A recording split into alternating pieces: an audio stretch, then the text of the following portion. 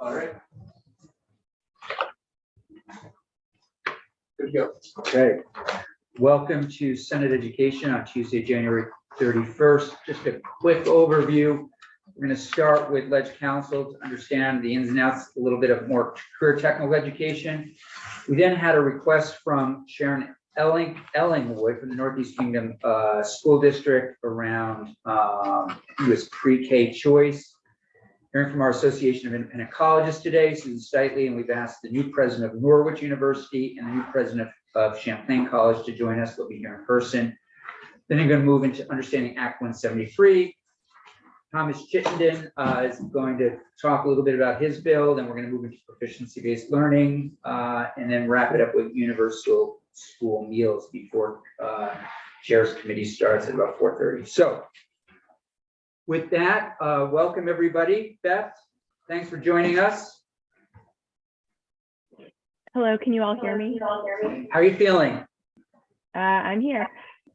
Okay, well, we hope you feel better soon. Thank you.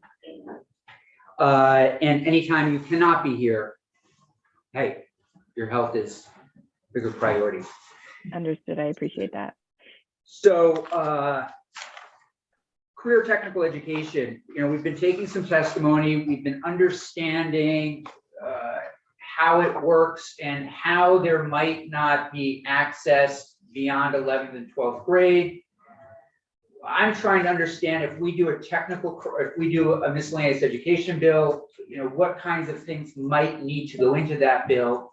There might be something around career technical education. We do have the folks from the Career Technical Education Centers coming back in later this week to give us a report on anything that they really think that we need.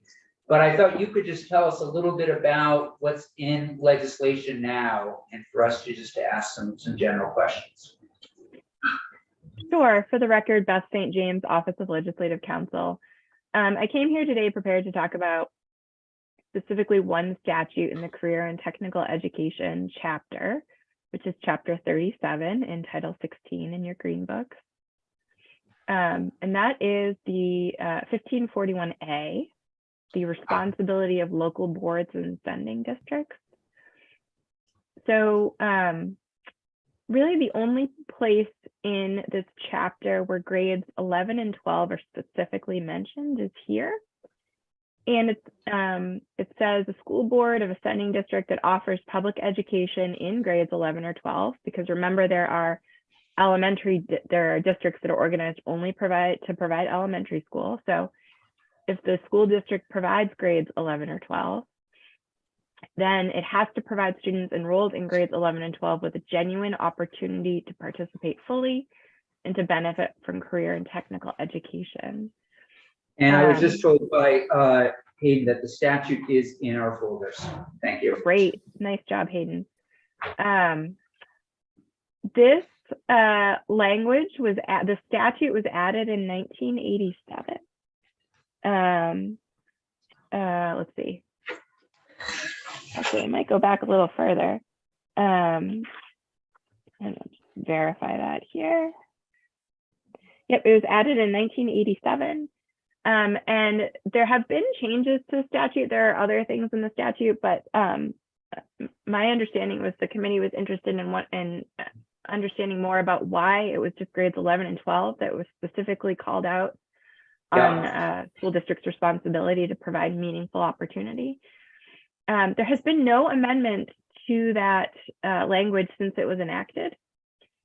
And I've traced back the various different iterations of career and technical education statutes in Vermont. It used to be called vocational rehabilitation education. And there's really, I couldn't find any other call out to specifically grades 11 and 12. The act in 1987 was Act 238, and there was no intent or legislative purpose in there regarding grades 11 and 12. And 1987 is long enough ago that I don't have just direct access to all committee documents or hearings on the website. So the short answer is I don't know legislatively what the intent was there. to limit the requirement to school districts to offer meaningful participation in grades 11 and 12 only. And I don't know what the field practice is. I don't know if there's, you know, if that might be what's in law, but everyone does something different. I don't know what the field practice is, but there was no legislative intent or purpose to guide me in the creation of this language.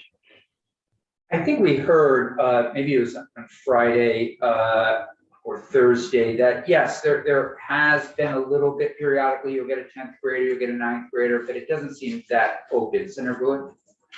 I was just going to posit that maybe one of the reasons why it was 11 and 12 was that we had a lot of those programs already sort of embedded in our curriculum back then. Like we had SHOP, we talked about home ec, we had a lot of that stuff that sort of already existed in the regular curriculum. I'm sorry, that's a little aside, but that could be why it was 11 and 12. And unless I'm reading the room wrong or some of our witnesses, people like the idea of opening it up more. So, you know, so that again, if you are, let's say you're in 8th grade and you're dying to take a home ec class, you can at least take that class without there being a lot of difficulty there. If you're in 10th grade and you want to take a wood shop, you know, whatever it might be. So, Beth, can you say something more about how the money follows the kid? Oh, you're muted. Yep. I was not prepared to talk about career and technical education funding.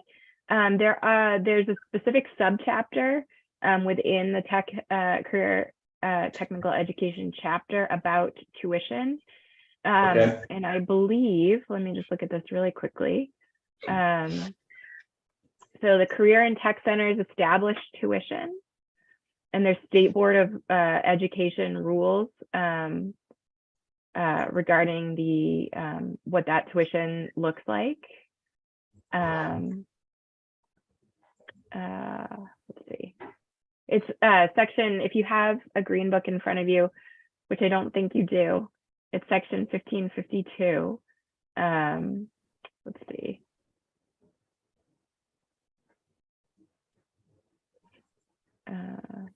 So I believe that they're charging, I believe the Career and Tech Center is charging the school district for the student tuition.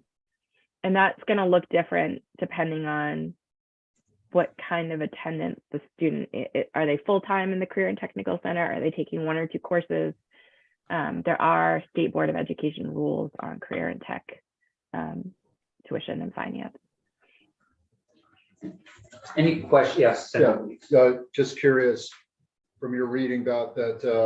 Does it seem fair that a half-time student, half of his support funds are traveling over to the CTE, or if he's a full-time student at the CTE, that 100% of his funding, or is there some kind of like weird equation that muddles the issue? Is it straightforward? I don't know. I wasn't prepared to talk about the tuition piece today, and I have not reviewed the state board's rules on that. But the statute does say that the tuition amount has to reflect the actual cost, as defined by rule of the State Board of Education.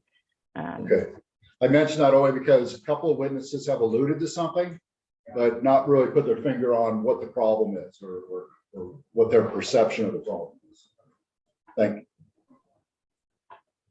Beth, I'm wondering if you would please start miscellaneous education bill, and for new senators, miscellaneous bills come out of all committees, have a bunch of different things on them, and we'll put something in the miscellaneous education bill. Of course, it may not make it, but I'd like to start to build one, and that this would, again, open opportunities for other grades so that they can, access these classes. We'll continue to take testimony, but I don't want to lose sight of it. And this is the kind of thing that would go into a miscellaneous education bill. So I'll have somebody come in from the, or we'll have you back in to talk about state board rules, and we'll have somebody in to talk about financing. But I just let's start building a miscellaneous ed billing. Let's put that in there. Sure. So am I understanding you correctly that you'd like me to amend section 1541A that Correct. references 11 and 12 and expand that to 9 through 12? How do you feel like 9 through 12 start the I think process? so. Yeah. Okay, I mean, yeah, of course, that could change. We wouldn't vote on this for weeks, but yeah, please start the process. Great. Yeah, Senator. Thank you, Chair. When I was at a conference, a tech ed conference, this was just a couple months ago, when they were talking about middle school, I think they were really talking about it in the context of like doing outreach as opposed to like, you Taking the know, classes. yeah. Although maybe doing some exploratory classes here and there, but more like going into middle schools and, you know, talking it up and just giving them some information, because they just don't have a lot of information about tech ed. But yeah, maybe also some exploratory, that could be interesting. No, it's same topic, but different perspective. We got some good questions over the weekend about essentially like a hub and spoke concept to CTE. You know, why focus everything on large footprint CTE centers? Why not allow the satellite schools who have, some who already have facilities to expand to use those facilities, but do it in partnership with the, you know, with the more centralized, larger footprint CTE. Yeah, so for example, this would be allow, you know, people leaving that center and going in and maybe doing a class at a different school instead of having people. Whoever has the right facilities, or allow the student who's at the spoke, you know, Yeah. small, you know, not primarily CTE center, Yeah, to utilize the facilities that are already in their Yeah. school under the CTE banner. All they need to do is basically spool it back up, make sure it's got the right equipment, make yeah, sure the instructor's right, and even potentially bring in other students. And that becomes like, for example, just all Yeah. purely hypothetical. So like there's a school who's not necessarily at the hub, but another school out on a satellite or a spoke that specializes in welding. Yeah. And that's their field. Anyway, just to socialize that concept that maybe everything doesn't need to be in one primary footprint. yeah. So, concept. Yeah, and we can hear, it'll be interesting. We have the CTs coming back in this week we can have them weigh in on that, see if there would be any legislative action that we would have to take. Or if there's anything we would need AOE to look into over the summer. I think it would be a great opportunity if the younger the kid, at least to try it out, whatever it is and wherever it is. And I think your point's a good one. It doesn't always have to be at the hub, you know, there are all these little spots that people can go to. It kind of reminds me of dual enrollment where a CCV teacher goes to the high schools sometimes to teach a college class. Right. Yeah. Exactly. Beth, are you still there? Hmm. Yeah. I think we're good. I think you've got what we need, some language to start a miscellaneous education bill. We'll add other things to it.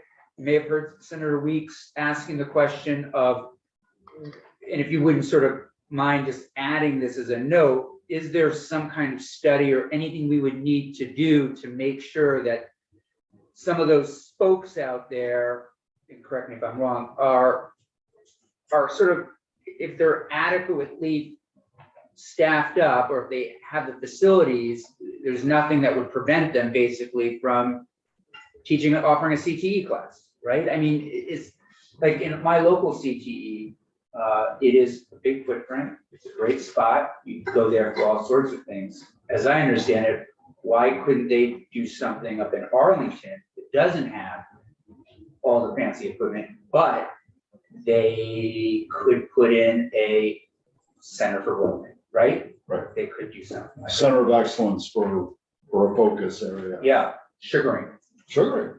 all sorts of things. So I don't know if there's anything that would prevent a school from doing that now, but it's an interesting idea.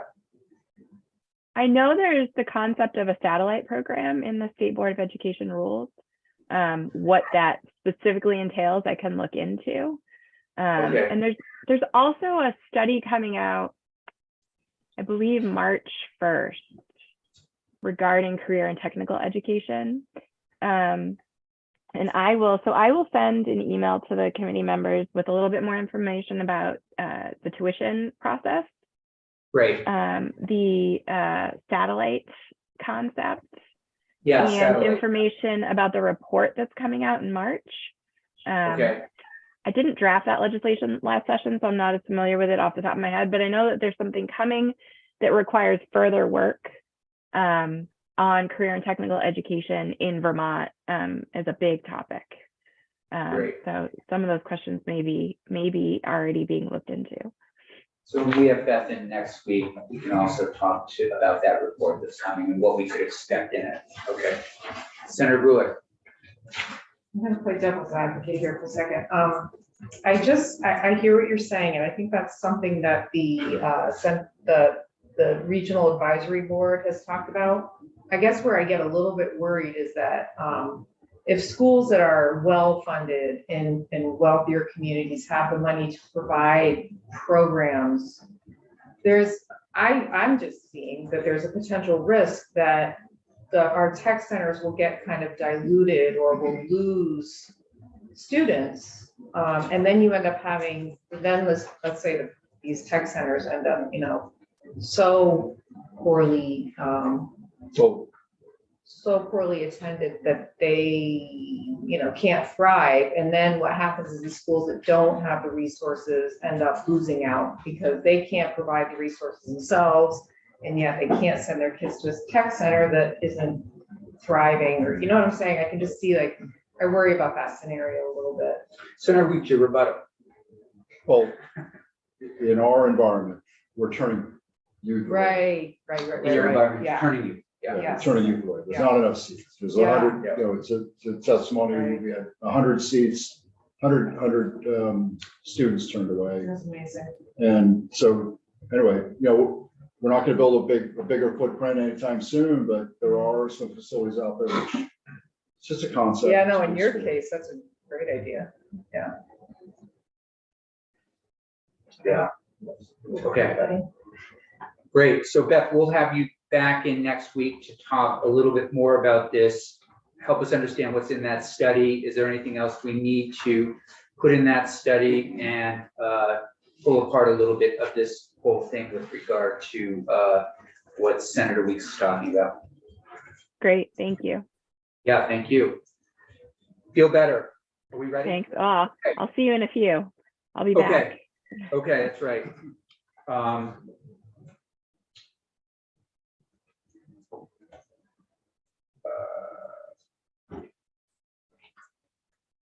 So now, I received a couple of emails from, I think Senator Kitchell did as well, our next witness. And I'll just say before she jumps in to it, if there's anything else that you're identifying in your own communities with regards to school or anything else that you want on a miscellaneous education bill, please just let me know.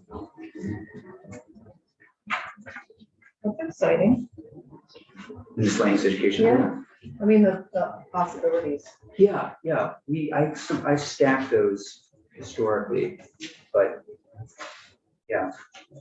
I have a question, Senator Campion. So I don't want to open up a can of worms with this question, but regarding the miscellaneous bill, Yeah. One question I've gotten from some libraries in my neck of the woods is they're hoping to get some sort of different identification in terms of zoning isn't the right word, but they're hoping to be identified as a school because they're trying to avoid having people come in with guns, drugs, and a number of other things that don't really fit into a library. Okay. And, this one particular library, has a lot of children's activities, a lot of after-school things. And so they have questions about that, and if that's something that we could explore. Happy to explore, absolutely. We can have Beth in to talk about rules and regulations, schools versus libraries. Can we do that sometime, Hayden, in the next couple of weeks? Okay, I can talk to you about it. Yeah. Correct me if I'm wrong, but there's an active bill now for keeping weapons out of public spaces. Oh, yeah. Public, which was Senate or the House? one of the house. Yeah. House. Anyway, there is something which I think could answer your constituents' concern. Yeah, sounds good. Thank you. Great. Ms. Ellingwood, Hi, good afternoon. good afternoon. Thanks for joining Senate Education, and I appreciate your persistence on this issue, and I say that as a compliment. It's sometimes, we get hundreds of emails, things get lost, it's never anyone's intention. And so what I thought would be helpful today is just for you to help the committee understand the situation, the problem that you're dealing with, and we can maybe find a solution. Thank you so much, Chairman Campion, and to the Senate Committee. For the record, my And I name is, Testimony in here? I have submitted some documents, Great, thank you. and I do have a little bit of testimony to add. Great. Thank you for the opportunity. My name is Sharon Ellingwood. I live in Leamington, which is the town just below Canaan in the northeast corner. And I'm a board member of the NEK Choice School District Board. This is a new board. We're in our, I guess we're past our infancy now. We're in our 7th year of being a new 10-town all school choice district. What the 10 towns all have in common is that we do not operate a school. We're 100% non-operating district. So no schools. We have one gas station in all of our 10 towns. Very tiny, tiny. We found that we have a 10 rep board, and we really have found that we've regionalized 10 towns with the same relationship with our students, and we want their best outcomes. So they can choose choice K to 12, but they cannot have choice for pre-K. And 1/3 of our student population is on the New Hampshire border. So our youngest little ones can access a pre-K maybe a mile or 5 miles from their home in New Hampshire, where the pre-K in Vermont could be 20 to 40 miles or more. So it's just due to proximity, it's impossible. And we're trying to advocate for choice for pre-K for these excessively and exceptionally remote students for better outcomes. We're so lucky in Vermont that we have universal pre-K. It's such a good jumping off point that I don't have to discuss the reasons why we want our 3- and 4-year-olds, in the systems they're going to go into. I won't take time with that, but that's my conundrum. And the first document is kind of a map showing you where we are in the NEK. Largely most of Essex County. One of our towns, Kirby, is in Caledonia County. So I haven't jumped into this topic in many years. So right now, we do have universal pre-K in different, throughout the state, but you don't have it. Why is it not happening where you are? Is it because we're asking people to go over the border? Is that the big? No, thing? there are no pre-Ks in my area. There are no Vermont pre-Ks. They would be an hour's ride for a family, but the New Hampshire pre-Ks are 5 minutes away. But the AOE Right. will not pay for pre-K out of state. So this, I apologize if I'm being obtuse here, but you have no schools in your district, so you're districting K through 12. Correct. You're saying it takes legislative action to add that pre-K piece, where other towns in the state, though, already have that pre-K piece. I mean, there's As a long as district. it is correct. As long as it's a Vermont-based pre-K. Got it. Okay, so it's the New Hampshire piece. It's the New Hampshire piece. And Okay. I looked on the first page of the map I sent you, those percentages along the Connecticut River that say 44, 100. 100% of Bloomfield students go into New Hampshire. 100 of Brunswick go into New Hampshire. 94% of Maidstone students go into New Hampshire, into existing public schools.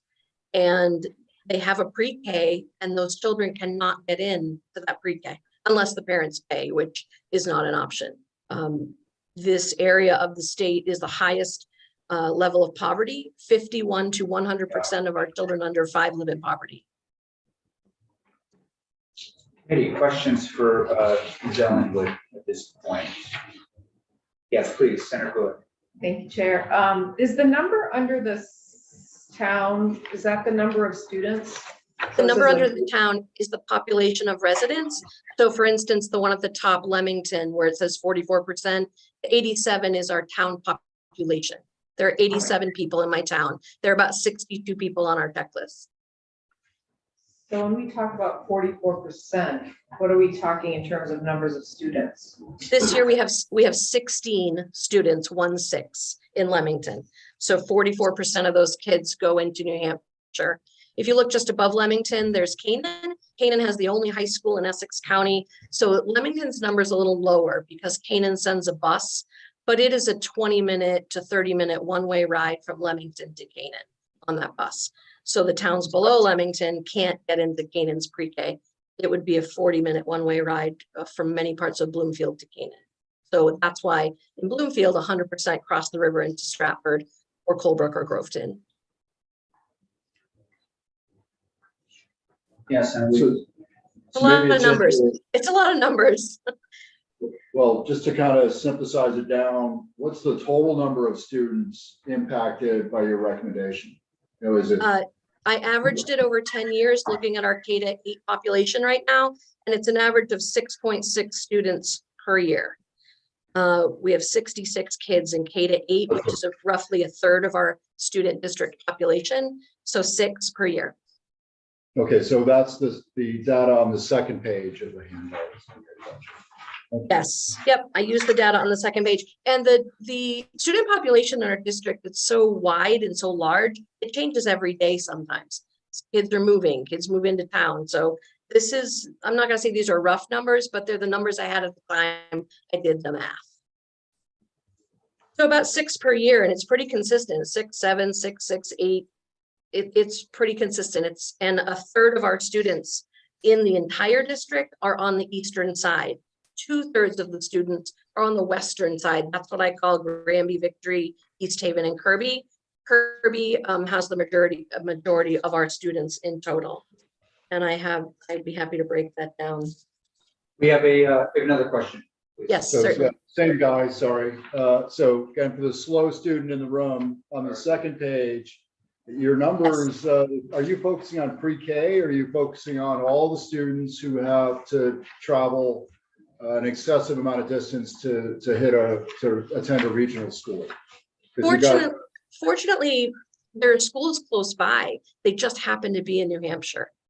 No, I get that. That's Yes, exactly. So for example, in Bloomfield, there's Yes. there's one in first grade. It's not just a pre-K question. It's a school question. It's a pre-K through 12 question. yes. Right. Fortunately, Vermont will pay tuition into New Hampshire once they hit kindergarten, but will not pay just for that pre-K. And we have I did put a typo on the sheet. Our IEP 504 rate at this time is 23% of our students. So getting that 3-year-old and 4-year-old pre-K year could have a significant impact on our per pupil, equalized pupil rates, and our cost for special services. It is expensive to get special services to Canaan and to that eastern side from places like Newport and St. Jay.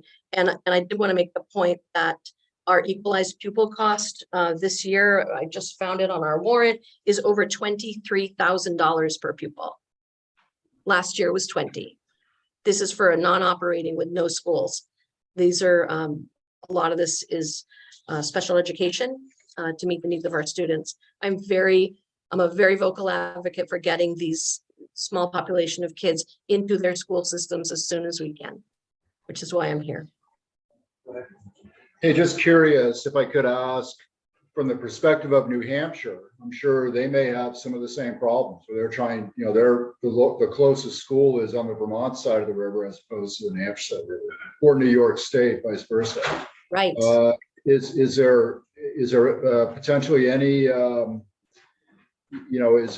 they ever contacted you? Are you aware of any concerns on their part about needing to send students into Vermont and worrying about how to fund, et cetera? For my experience, we do not have they love our tuition students, of course, having those tuition students come to their towns, and we're their valedictorians and their varsity athletes. And, you know, we look good because we are.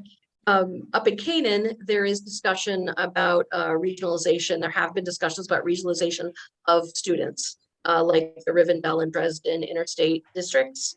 So that's a very big topic right now. So I know, for example, there are some areas of the state where the Vermont school is the closest. In New Hampshire, we have a agreement with New Hampshire where some of their choice towns come over here, but also I think in the New York and particularly New Hampshire border, sometimes we use their public schools and vice versa, but we could pull that apart. We don't have that issue. We do not have this issue in our region. There are not choice districts in New Hampshire adjacent to Canaan, which would be the only school we have that could be affected. And we're so fortunate that Secretary Friend has such an excellent working knowledge of Canaan. So I'd like to throw that in there. I would. So, so to me, I mean, just one person on the committee, this sounds like it makes sense to me. I mean, putting a little one on a bus for 40 minutes or a 40-minute drive versus going right over the border. But I'm one of 5. What we'll do is we'll put it on the miscellaneous education bill and continue to take testimony on it. I know we heard from Senator Kitchell as well, who is interested in this. And we may have you back into committee, but you certainly have our attention. Thanks. The one last point I just wanted to make is the nice thing about our district is we already have the turnkey system where we already write checks to these schools. So it isn't a large infrastructure on our small supervisor union. We already have we're already paying and tuitioning to these schools that are highlighted in yellow on the right. So in the opinion of some of my board members, it's a turnkey situation where we're already there. And I did just want to add that, but I'm so grateful for the time and for your attention. Thank you. Any final questions for Ms. Elliott at this point? Okay, thank you very much. Thank you. Have a nice afternoon. This is a reminder for Beth. to put on miscellaneous education. Essentially, is the scope bigger than this? Though? This is one small area of the state. We've got 3 other borders. Yeah, it's a great question. It may be that there are similar situations. With the Secretary of Education. Yeah, we'll hear from the agency on it as soon as it goes. Yeah, but it's It may be bigger than 6 students. it may be bigger than 6 students. It may be bigger than 6 students. Yeah. Thank you again. Thanks, all. Ms. Steitley, how are you? Great to see you. Good, it's good to be back in this committee and you're the only face I know. Yeah. And we appreciate your 2 guests you joining us today. The floor is yours. Why don't you give us a few words and tell us a little bit about your work, and then if you'd be so kind as to introduce your guests, and we can have a conversation about independent school colleges in general, but with a particular eye to the 2 new presidents, I believe, at Norwich and Champlain. For the record, Susan Steitley of the Association of Vermont Independent Colleges. I'll be brief so that I can turn it over to President Hernandez from Champlain College and President Anarumo from Norwich University. So you should have, actually you do have, what I'm going to just briefly go over. We have 12 private colleges in the state, and we have 12, did you say? 12, yes, And that number we know is down. yes. Sadly, we have lost in the last 4 or 5 years, 5 colleges. I mean, it's a tough question, but somebody I did ask it before you came. Anybody else on the brink that you know of? You know, there's challenges because of enrollment all over for every college, but hopefully everyone will remain secure. Do Please, Representative Jeff. you maintain a metric of health, like financial or student or? APIC doesn't, but the accrediting agency does now, NETCHI. So the colleges have to submit every 5 or 10 years, updates and plans to NETCHI, and so they analyze the financial health, as does the federal government. Okay, so I guess next follow-on question is, do these 12 colleges, have they sent up indicators that they're unstable. Not yet at this time through any of those mechanisms, Okay. but it could definitely happen because of the lack of enrollment. So, things can change and it still can be a precarious situation. So, that should leave that on a happy note. Well, the positive note is they're all stable. Yes. If they're not, we'll come back and have. I'll be back here. So we have 13,692 students, and private higher education is one of the key reasons that young people move to Vermont. So we bring in a lot of out-of-state students. We also educate Vermonters. We have 20% are enrolled Vermonters.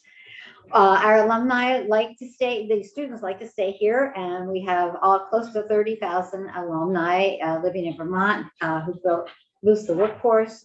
They've started businesses in the state. Some have been here forever with businesses. There's new businesses starting all the time with private college graduates. The private colleges really provide a lot of institutional aid from their own resources to the students. 264 million directly from their own resources goes to students. We are one of the large employers in the state with the 12 colleges, 5,152 students. And we have 293 million in wages and salaries, which helps support the revenue base of Vermont. And in actual expenditures generating business every day in Vermont, the 12 colleges have a combined 624.6 million impact. So we are a strong economic driver in the state. I'm just briefly going to go over the colleges and highlight one or two of their unique points. I mean, we're really lucky. We have amazingly unique colleges in this small state. Bennington College students design their own course of study. They're the only college in the country that has, since its founding, required an annual internship. They have a J term, which is happening it's February already, but where students are away for a month doing an entire internship in either Vermont, globally, or in another state. So they really are building the workforce and making sure their students are ready to move into the workforce. We have the Center for Cartoon Studies, which is only about 40 students in White River Junction, and they are the only college level training program of its kind in the United States, focused on cartoons and graphic novels and sequential art, although I'm not sure exactly what that is, but I'm not going to talk about Champlain. I'll leave that to President Hernandez. Goddard College is now a residential program, low residential program. So they have students who come to campus throughout the year for 8-day intensive courses. Students and faculty come from across the United States. Then the students return home and work with their professors. So it really provides an opportunity for adult students so they don't have to leave their jobs to be able to continue their education. And they provide master's and bachelor's degrees. Landmark College in Putney is one of only 2 colleges in the country that enrolls college capable neurodivergent students that learn differently, those with yes, thank you, ADHD, autism, or executive function challenges. They offer bachelor's and associate's degrees. They were originally just associate degrees, but now they provide both. So they are unique in Vermont. We have Middlebury, which has a needs blind admission policy for domestic students. Their average grant covers 90% of the cost of tuition. Although UVM was chartered before Middlebury, Middlebury was the first operating college and offered the first degree, gave the first degree in Vermont. Norwich University, we have President Anarumo, who will speak about that. St. Michael's College is the only Catholic institution in the state, and their focus, one of their focuses is, community service, and they have a fire and rescue squad. Actually, someone just mentioned to me that he was trained there, and there was a big fire this morning in the area, and it was St. Mike's students that went over and helped with the fire. So provide a very important community service. And in case you don't know, Senator Leahy graduated from St. Michael's. SIT Graduate Institute is in Brattleboro, and they offer global master's degrees. They provide opportunities for students to go to 4 different countries and focus on international education, conflict transformation, and teaching English as a second language. And they have students who come to Vermont in the summertime for some of their residencies. Sterling College is in the Northeast Kingdom in Craftsbury with a focus on social justice, sustainable foods, and ecology. Very small again, very really unique. They also do a lot of certificate training, cheese making, and culinary foods. They were the first college in Vermont to divest its endowment from fossil fuel extractors. Vermont College of Fine Arts is here in Montpelier, and their focus is graduate level arts programs in music, visual arts, composition, graphic design, and writing. And lastly, we have Vermont Law and Graduate School, which just became transitioned from Vermont Law School to Vermont Law and Graduate School. So they have law and graduate, and they have 2 schools. Their new degree programs build on environmental law policy and justice reform. Without Vermont Law School, I think we would have a hard time having judges and justices enough to satisfy the needs of the court. And as last committee said, even the Legislative Council here, currently 3 Supreme Court justices are graduated, Vermont Supreme Court justices graduated from Vermont Law School. I believe the clerk of the either US Senate or the US House of Representatives is a Vermont Law School grad. Really? I believe so. Yeah, I didn't know that. Yeah. So, yeah, it's been really had a big impact, not only on our state, but on the country. Yeah. I did just want to mention AVIC's semester exchange program. We have 9 institutions that participate in that. So a student can go to another college in Vermont they pay their home tuition. They just pay the difference in room and board. So it offers students an opportunity to stay in Vermont, but have a whole different educational experience while they are here. So right now, there is a Bennington student who's going to Landmark. There's a Bennington student who's going to Sterling. And last semester, a Landmark student went to Middlebury. So it's a unique opportunity to keep students in the state and experiencing other educational opportunities. I did want to mention that we are working with the New England Board of Higher Education, NEBI, on a transfer degree program so that students from the community colleges who have associate's degree can seamlessly transfer to the private college. Publics are also involved in this, to a 4-year college. And so that the guidelines are clear and to make it easier for students from CCV with associate degrees to go on and continue their education. We also we are working together with the public institutions as well to have a mental health forum this April, because mental health has been problematic on campuses and is increasing. It's not just because of COVID, but all the other stressors that are in life. So we're looking at ways that we can solve that. And the presidents will talk a little bit more about that. So I will, unless you have any questions. Please. Senator Hewlett from Burlington, and I represent Chittenden Central, and I'm very familiar with Champlain College and St. Mike's. I think I taught French at Champlain for a couple of years, way back in the day. I'm just wondering what the capacity is for our private colleges. We've got 13,692 students attending. Do you know what the max would be? I don't know what the max would be. There is room at many of the colleges for more students. And, some are doing, enrollment is pretty high, but others could definitely, handle more students. Yeah, okay, thanks. So I'd like to introduce President Alex Hernandez from Champlain College. Sure, terrific. Welcome, President Hernandez. Thanks. Good afternoon. Good afternoon. And what would be helpful, I think, for you as well as President, am I pronouncing it correctly, Anarumo? Yes. All right, thank you and welcome. Just for us to go around the room so everyone has a sense of who is around the table. So we'll start with Senator Hashim. Hi, Nader Hashim from Dummerston, representing Windham County. You too. All right, so again, Martine LaRob-Kulik from Burlington. Thanks. Brian Campion, Bennington County. Dave Weeks, Rutland County. Terry Williams, Rutland County also. Well, it's nice to meet all of you. Yeah. I see you have a copy of the presentation, so I'll just kind of thumb through so you know where I am. But I moved here last June, and I just wanted to start by sharing a little bit about myself and what kind of motivates me to be at Champlain College.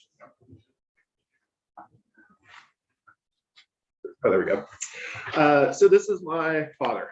My father is Mexican-American. He was one of 8 children, and they worked the fields and canneries to put food on the table. Opportunity was scarce where he grew up and where I grew up, but a lot of people stepped up along the way to help him into a career. And he ended up, against all odds, earning a bachelor's degree and 2 masters and working with high school students for over 30 years. So when he was given a chance, he was ready for work. He was ready for life. He was ready to make a difference. So my father had a fight to earn his spot in the race of life, and he handed me a baton. And as a college student, people took the time to teach me some accounting and some Microsoft Excel. And these career-focused skills changed my life. In one generation, my family went from working in the fields in Central California to working in the financial district in New York City. And I share this because I've dedicated my career to creating opportunity for other students. So I left a job in finance to teach high school math in South Los Angeles. I've worked as a dean at the University of Virginia, and it's why being part of Champlain College is a dream come true for me. So Champlain College is based on a simple idea. We get students ready for work, ready for life, ready to make a difference. And I want to just give an example of what that looks like. So this is Layla, and Layla came to us from Chicago, and in part she was attracted to Champlain because of our upside down curriculum. What does that mean? At most colleges, you don't start a major until your 3rd or 4th year. At Champlain College, you start a career-focused major the minute you set foot on campus. And what that enables is, I actually met Layla during the summer at the end of her 1st year. And I met her at a place called New Harbor Security, which is a cybersecurity company in Colchester, Vermont. And Layla was an intern. And because she was able to get that education in her 1st year, it allowed this really meaningful internship experience for her. And I asked her, like, how is it going? I met her my 2nd day at the job, and she said, I can't believe I have this job. So she kind of recognized the value of being able to get off the starting line. There's no magic around what we do. It's just when you have 4 years to really build that skill and to get ready, it's really powerful for students. The other thing that she did her 1st year, she worked at our Leahy Center for Cybersecurity and Digital Forensics, which I'll spend a little bit of time talking about. But again, in addition to her internship at New Harbor, really hands-on experiences. In order to create this upside down curriculum, we take what's normally the 2 years of general education requirements, and we stretch it out over 4 years. And we really focus on those college competencies that help us thrive as human beings. Technical skills, half-life isn't always that long, especially in this economy. So we want to make sure that students are also equipped with the skills that they need to thrive over the long term and to thrive as people. We also have our life skills curriculum, which our families love. I call it our adulting curriculum. It's where you learn how to be an adult. Students learn financial literacy. They learn how to manage their careers. And we just implemented a wellness track so people can manage kind of their health and well-being as kind of a core skill. So this is Champlain College by the numbers. We serve about 3,500 students right now. Half of them are in our Burlington campus, on campus, and half are online. We're known for having future-focused majors in probably 3 general buckets: technology, design, and business. Our majors that we're known for, game software. We're big in the video game industry. We have nationally recognized programs. We're very strong in cybersecurity and digital forensics. Filmmaking is a big major for us, computer programming, and business. 91% of our students have a successful career outcome within 6 months of graduation. But what's even more important than that, of those students who are employed go straight into the workforce, and that's the vast majority of our students. 9 out of 10 of those students have a job related to their field of study, which we think is just really, really important. We're a small college, but we've known for being innovative over the years. We were the first college in the country, four-year college in the country to offer game software majors. We were early pioneers in online and distance learning. Our upside down curriculum has gained national attention as colleges think, like, how do we have to organize ourselves to make higher education relevant? So we aspire to be an engine of opportunity for Vermont. And this is not just something that I show when I come to Montpelier, like we talk about this every day as a college. Because of our career-focused model of higher education, we only thrive when Vermont thrives. So to put it in perspective, our on-campus programs are about 20% students who come from Vermont, and about 40% of all our students stay in Vermont after graduation. And so we want to be a net importer of talent into the state and drive a brain gain where 50% of our graduates make their careers here in Vermont. And you can see the impact. We have roughly 12,000 alumni in the state of Vermont. They've collectively started about 1,000 small businesses, and annually they're driving our college is driving about $400 million in annual economic impact. We recently announced a partnership with Hula in Burlington, the tech accelerator, to elevate entrepreneurship in Vermont. I will be driving straight to Hula because I'm teaching an entrepreneurship class there, featuring Vermont entrepreneurs there. And so I'm trying to put my money where my mouth is, both in kind of teaching, but also just saying how important it is for us for higher education to partner with industry. And then I just want to give an example of just a concrete example of what it looks like to be an engine of opportunity. So again, this is New Harbor Securities in Colchester. Over half, they were started 5 years ago. They've gone gangbusters. Over half their employees are Champlain College graduates. So when we get it right, the partnership is really, really powerful. So this company is creating jobs, they're paying taxes, and as cybersecurity professionals, they're like literally defending our communities. The woman in the photo is one of our alumni. She's an incredible leader at New Harbor, and she's also coming back to teach at Champlain. And she's a great role model for our students. And one of the stakes we put on the ground is we want to be the best place in the world for women to study cybersecurity and digital forensics. And we're working really hard to reach that aspiration. Just one final thought on workforce development. This is our Leahy Center for Cybersecurity and Digital Forensics.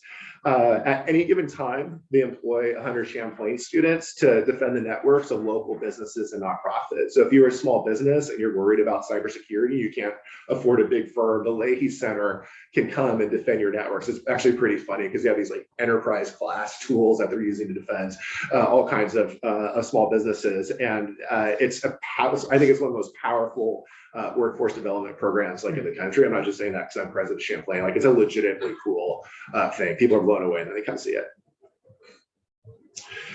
So we want more and more Vermonters to be Champlain ready. We have 750 Vermonters as students, both residential and online right now.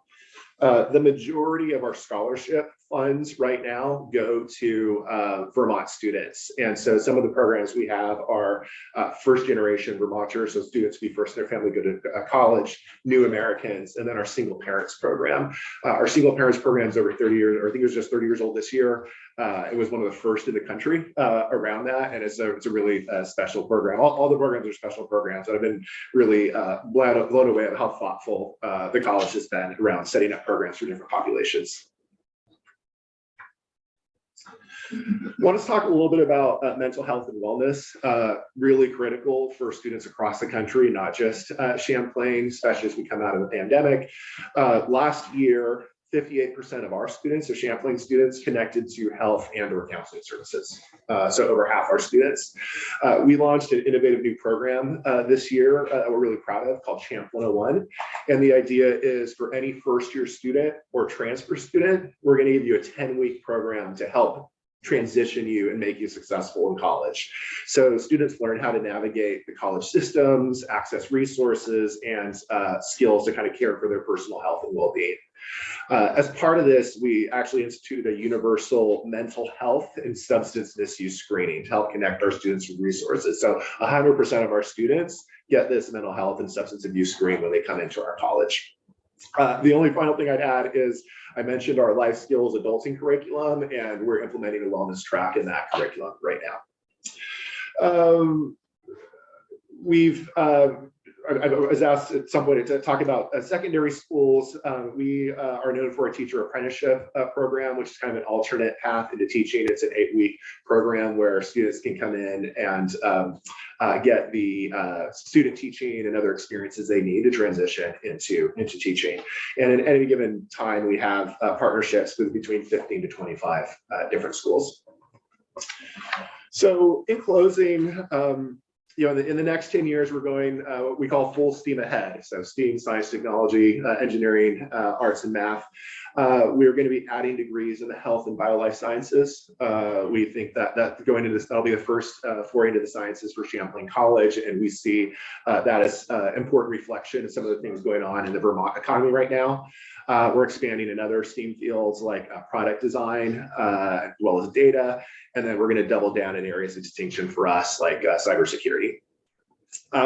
In closing, Neil Simon once said, the only worst thing that a hopeless romantic is a hopeful one.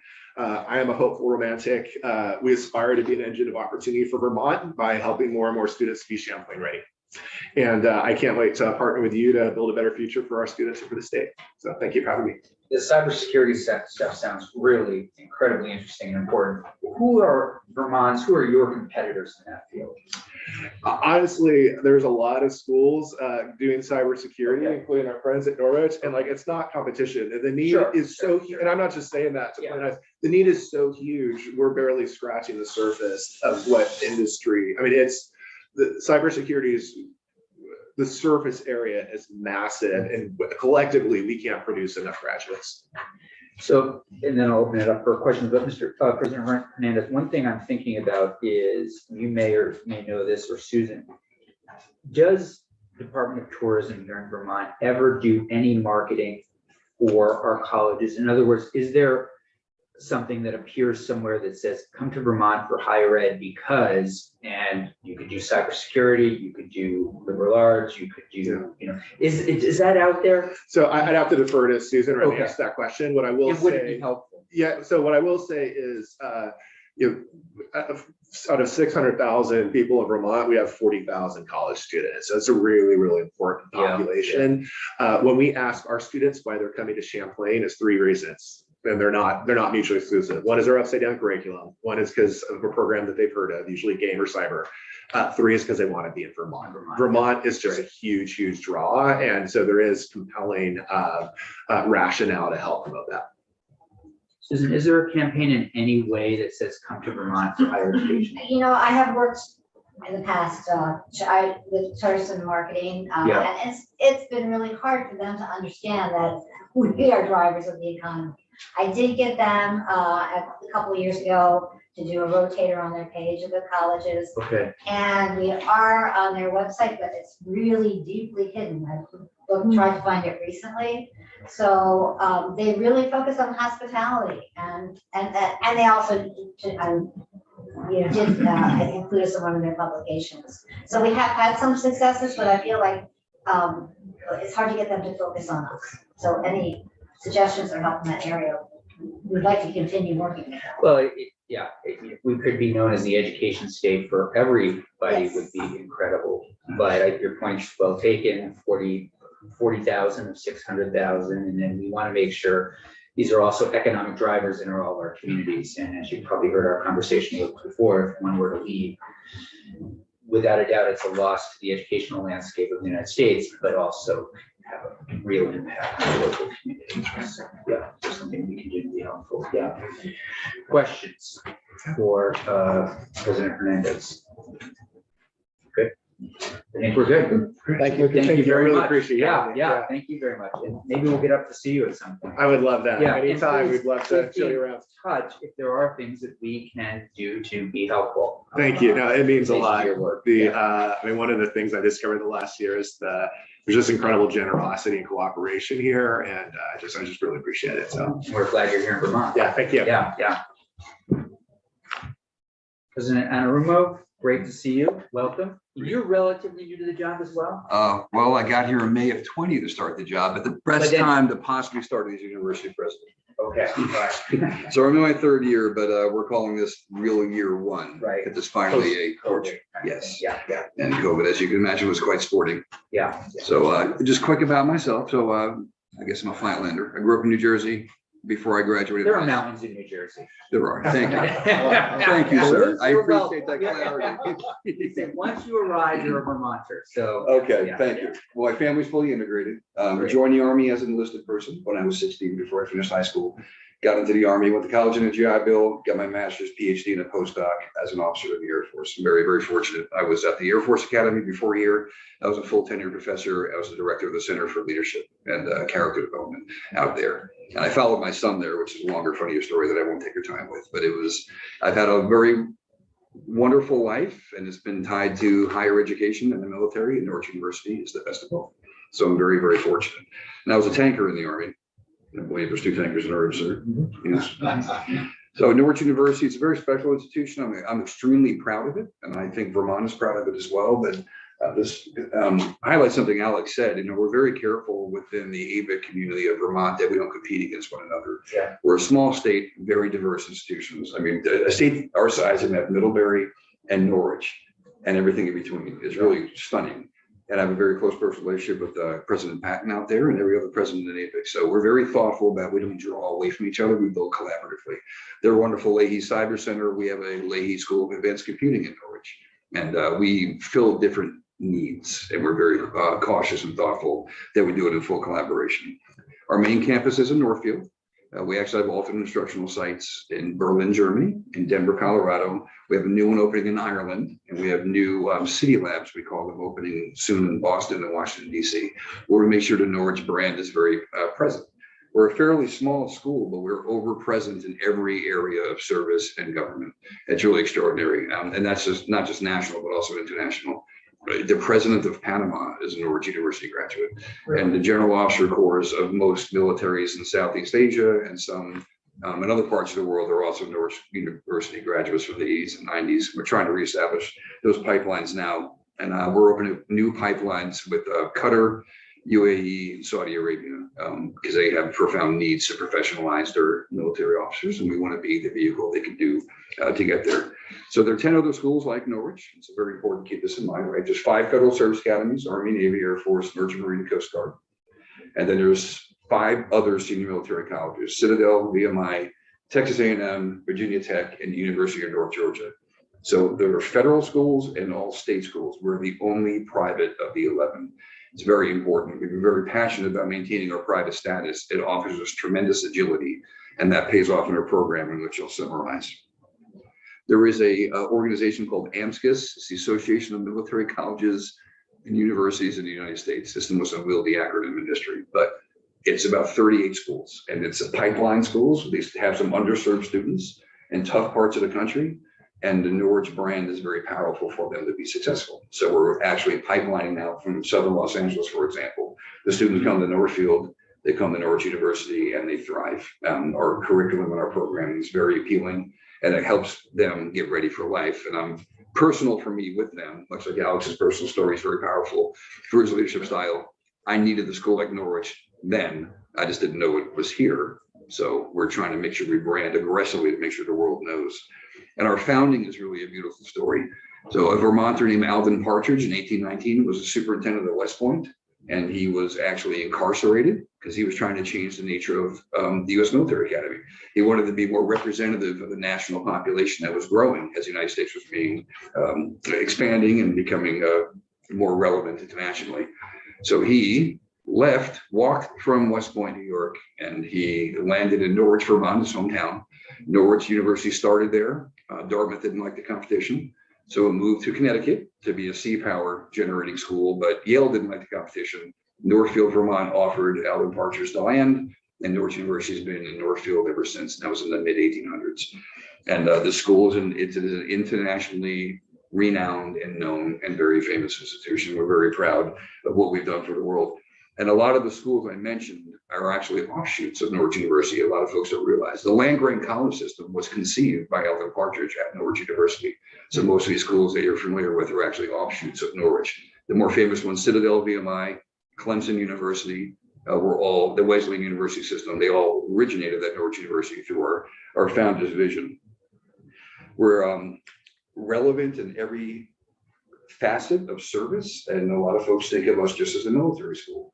Right now, 45% of our population are traditional college civilian students that are not at all affiliated with the military lifestyle. I've been charged to restore this to a 2-to-1 ratio, Corps of Cadets to traditional civilian students, but right now it's about 55-45. And there's lots of reasons for that, and some of it is our majors in our academic programming.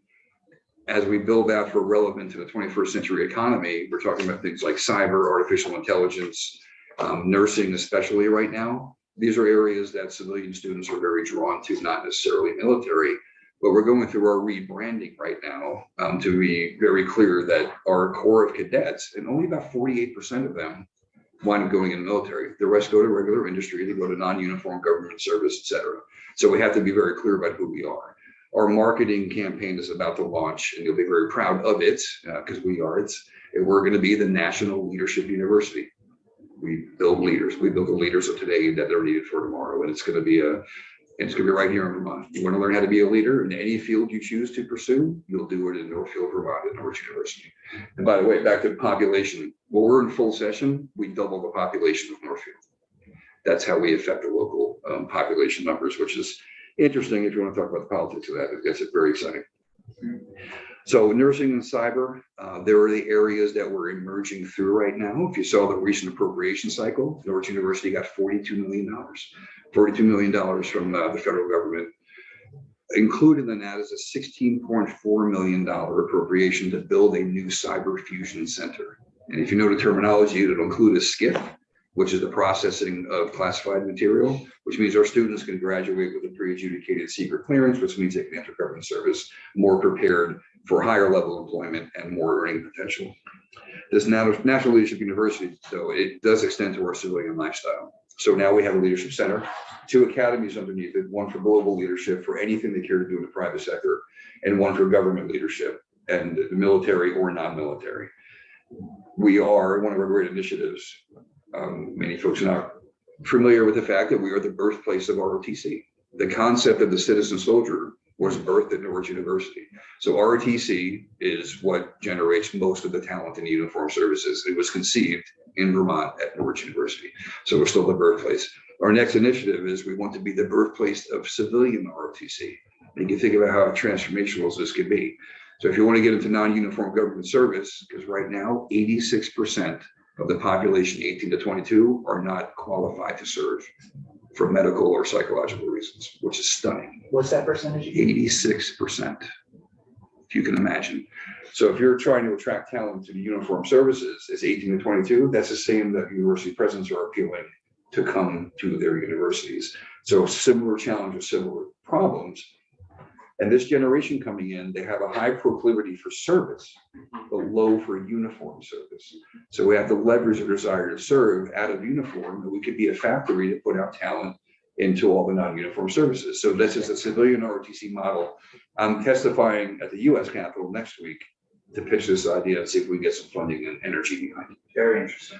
It could be, and we want to be the first one through because, you know, birthplace of ROTC, birthplace of civilian ROTC, 1819, 2023. Yeah. We think it's beautiful, Yeah. symmetrical. And citizenship. I want to talk for a second about citizenship and the concept of service, because we are the birthplace of the citizen soldier, as I mentioned.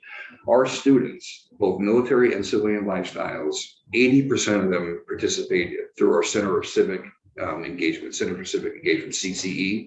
And this includes everything from getting dressed up in formal wear and dancing with the residents of the local retirement community, to, we just concluded after many, I think it was a 5-year project, we built a sunflower seed processing facility in Tanzania. We just completed that. We built a local economy there for them. Now we're moving to Nepal to do something similar. We're going to start that pathway next year. So everything from the local retirement community to building an economy in Nepal and everything in between, 80% of our students participate in that level of citizen service. It's a core component of who we are. Other 2 quick highlights, our partnership with the Vermont National Guard. You can imagine a lot of our students wind up serving in the Vermont Guard, and we have a great presence of Norwich graduates at the Vermont Guard. Tracy Poirier is our only Rhodes Scholar graduate, very famous. She's now a colonel in the Vermont Guard, and she's in the Adjutant General's office. General Knight and us are very close, and a lot of our students had to go to Burlington to do their drill. We lost a student in a vehicle accident in icy weather, so we had a conversation. We leased land to the Guard for $1, and they built a Guard center on our campus. So now our students can walk around campus and do their drill, and then encourage that level of service. So we're very close relationship with them that we're very proud of. Housing came up in the other session, and I would like to highlight that real quick. We have 2,500 residential students is what we have, what we target. 1,400 core, 700 civilian, 400 commuters. That's how we get to that number. The 400 commuters we want to live in Northfield. We're helping Northfield develop housing, new construction, affordable housing units. We're partnering with local builders and some outside investors to make sure we have suitable housing available for our commuter students. We have national championship caliber athletic programs, and they like to live off campus, especially our ice hockey. They play juniors or mid-20s. So there's not a lot of affordable housing. We feel like this is going to break that logjam and stimulate the local economy simultaneously. So we're proud of that. We have barracks and dorms on campus. The barracks are older, more traditional military style living, which is short on creature comfort, but close on building camaraderie. The civilian dorms, I put it, they're some of the nicest in New England. So I have 4 kids. My daughter's in Louisiana, expecting her first child, my first grandchild. Congratulations. Thank you. That's Katie. Mark Jr.'s pilot in the Air Force now. He's about to be first lieutenant. Julie's a physical therapist studying at Rutgers. And Nick, my youngest son, is a Northfield High School senior, attending early college at Norwich, and he's thriving there. He'll leave for full-time college. I asked him to stay because it's free, but he has declined. He wants to go as far away as possible to be anonymous, which I'll respect. But we do have our housing is actually quite stunning. It's exceptional, but we want to build out local community, local potentials. And I'll close with the mental health piece. We did become during COVID a national standard for how to treat mental health correctly on campus. Anderson Cooper picked up our story, had a nice interview with him. If you want to watch it, it's entertaining. And Lester Holt as well. And they had other schools that did it terribly, unlike Norwich University, which did it right. So for our school in Vermont to be branded at a national level as a mental health university, pretty stunning. And our newest trustee is named Isabel Desjardins. She's the chief medical officer at the University of Vermont Medical System. Her son just graduated. She's her newest trustee, and she's helping to refine our mental health programming. She's a psychiatrist by trade. She's a remarkable talent. So I'll pause and see what I can answer for you. I know we're watching the clock. There's 2 absolute incredible gems of universities right in our backyard, really, truly. So, different, incredibly interesting, both really compelling questions. Please. Comment, did you know you, in fact, one time you had a platoon of M1 tanks? The tank honor Yes, platoon. they did, and they are too. They Yeah, were. I tried to get them back. The maintenance tail on the M1 Abrams, it's cost prohibitive. Yeah. And actually, I'll let you know, sir, a gentleman who ran that is named Tim Donovan. He was a Vietnam War hero, Silver Star winner, and he just passed last week. So I'm leaving from here to go to the airport and get down and support their family. But he was a graduate of Norwich. He was a tanker in Vietnam. And he came back as the commandant, and he built the leadership from the mid 80s to the late 90s. And he's an incredible leader and mentor, but he was a commander of the, yes. Would love to get him back. Daniel, we're trying to get horses back. I'll start with that and see if we get the tanks. That would be amazing. Yes, sir. That would be amazing. Yeah. We have a cavalry unit that's pretty Right. famous, Yeah. but that's a step beyond, right? Right. Questions, please, Senator. Unfilled capacity, Mhm. like how much can you expand given your current footprint of dorms and classrooms? That's a great question. And we actually worked through this because we have in our master plan to build a 3rd dormitory. What you missed was we have barracks, we have civilian dorms, we have 2 civilian dorms that are new and they're stunning, they're beautiful. And we were going to build a 3rd civilian dormitory. We're pausing it because 2,500, we've kind of done the pull apart. That's where we need to be. High level of service, low student to faculty ratio, the right level of food service, athletic facilities. We can support 2,500 students very well. We can make more money if we have more, but we have to build the support systems out. And then the, how you program for replacement cost and depreciation and things. We're going to sit where we are at 2,500, at least for the next 5 years, and see how we're doing. Out of those 2,500, how many are international students? Oh, thank you. So we are an international school, and I'll say we have every state. We have 49 states represented, including and Puerto Rico on top of that. I think the only state is Wyoming. We have several from Hawaii, Alaska, but we have 38 countries represented on campus. And I would say right now, it's a harder question to answer than it should be because not all stay for 4 years. So with France, Canada, Taiwan, Thailand, they all come for a semester or one academic year. We're trying to have formalized relationships where they do a full 4 years. And then we can put them back in their home nations to do great things. Is that trend, is that trajectory, increasing or decreasing? So fascinating. The demand signal is increasing. I'm at the Air Force Academy. We had foreign nations come through, and by law, the Air Force Academy, the other service academies can only take, it's a very small percentage.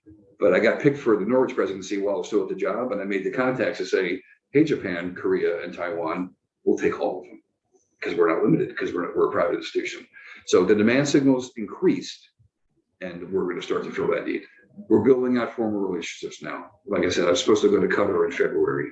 And then once we get Qatar in, the UAE and Saudi will fall very quickly. We want to get at least a dozen for each. And part of that's building up our own internal capabilities because when Saudis showed up 2 years ago, we had the argument over beards and uniform. And so now that I'm here, I said, they will wear beards. I lived in the Middle East for most of my adult life. I said this is okay. So we're going to reset our culture to be more accommodating and thoughtful in 21st century relationships. But yeah, huge demand. Any nation threatened by the ascendancy of China wants to come to Norwich to train leaders, and not just military leaders, civilians do. And what a fascinating angle of this is Vietnam. Vietnam badly wants a United States partner. We might be that partner. Which end up, I'm sorry, I'm going to tell a 2-second tale. The large Iranian population, the Persian population in Vermont is because of Norwich. We trained the entire Iranian military in the 70s and 80s until the Islamic Revolution. A lot of them settled here. And this is where they came from. They came from Norwich. The ones that couldn't go back stayed in Vermont. So taking the international students and splitting them apart between those that are sent by their military and those that are sent for public education or private education. Sure. What kind of division is it? Or is it mostly military students? Right now, so last year we accepted 180 students from Nepal. 180 students out of 2,500 from Nepal because they all want to study soccer. We have a lot of students from Africa that want to study nursing. So the nursing students typically stay for the full 4-year experience. The Nepalese students, because of the cost, they get a great foundation, and then they'll go to their diaspora around the country and do community college because of the cost, get into the field, and then they'll top off their education later. So we're trying to fix our system where the vast majority will come and stay for the full 4-year. We're an entryway right now, which is okay, but it actually affects our performance metrics. We talked about that a little bit with Alex. So IPEDS is a system of record that shows how colleges are performing. So we're buying a retention hit. And by the way, the accreditation is New England Commission of Higher Education, NECHI. We just got our financial top off, and we got a 10-year good look in 2020. We got our 3-year relook for finances, and we got a thumbs up, so we're fine. And I imagine most of the schools are the same. So we would like to be a 4-year experience for every international partner. That's what we're going to build towards. Yeah, thank you. Yes. Very quickly, the ROTCs. So obviously we have them all. We have Space Force in Norwich, is one of the few ROTCs that generate Space Force officers. And I know you were a sailor, sir. Thanks for your service. We now are an official partner of the Coast Guard. We're an auxiliary university program, so we can put into all 6 branches plus Coast Guard from Norwich and generate that talent now. Mr. President, thank you very much for joining us. Mr. President, thank you very much for joining us. This has been very helpful. And at some point, it would be great for us to get over to see both of your campuses. With any time. But I also recognize you're both 2 very busy people, so I cannot thank you enough for taking the time to come into the building and seeing us. It means a lot. So thank you. Thank you. We're grateful. I'll leave you. He left you with a good slide deck. Yeah, terrific. Committee, we're going to take a 10-minute break. In case you want to speak with either president, and we'll pick up